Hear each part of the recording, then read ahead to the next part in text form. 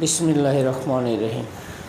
প্রিয় বন্ধুরা, লক্ষ্য করুন, আজকে 10ই জানুয়ারি 2006 ফজরের নামাজ আদায় করার জন্য আমি আমার মাকে এবং ওয়াইফকে নিয়ে মদিনা থেকে মক্কা আসছি। এখন মক্কা ফজরের নামাজ আদায় করার জন্য আমরা যাচ্ছি। আজান হইতে এখনও কিন্তু 40 মিনিট বাকি আছে। ঠিক আছে, 40 মিনিট পর ফজরের আজান হবে।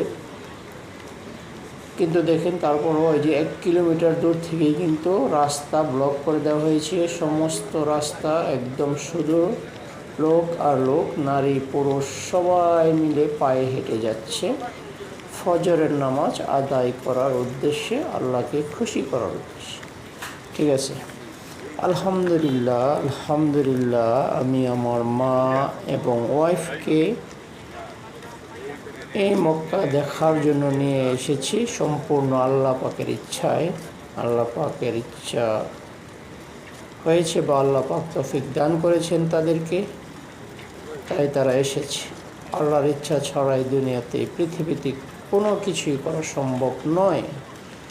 তাই আল্লাহর কাছে আমি লক্ষ কোটিবার শুকরিয়া আদায় জানাই। আলহামদুলিল্লাহ। আমি মনে প্রাণে দোয়া করি আল্লাহ পাক যেন বিশ্বের সকল মুসলমানকে একবার হলেও এই মক্কা মদিনা দেখার তৌফিক দান করেন। আমিন আমিন। বিশ্বের সকল মুসলমানকে যেন আল্লাহ পাক একবার হলেও এই মক্কা এবং মদিনা দেখার তৌফিক দান করেন। আমিন আমিন। এবং আমি মনে প্রাণে বিশ্বাস করি আল্লাহ পাক আমাদের সৃষ্টিকর্তা একদিন না একদিন সবাইকে এই মক্কা এবং মদিনা দেখার তৌফিক দান করবেন। আমিন আমিন আমিন। আপনারা সবাই ভালো থাকবেন। আল্লাহ পাক যেন সবাইকে সুস্থ রাখে, ভালো রাখে।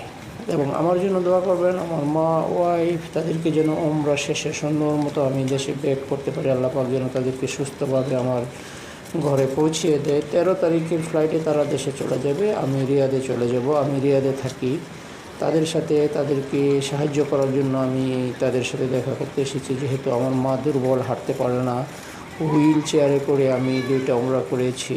আল্লাহ পাক যেন আমার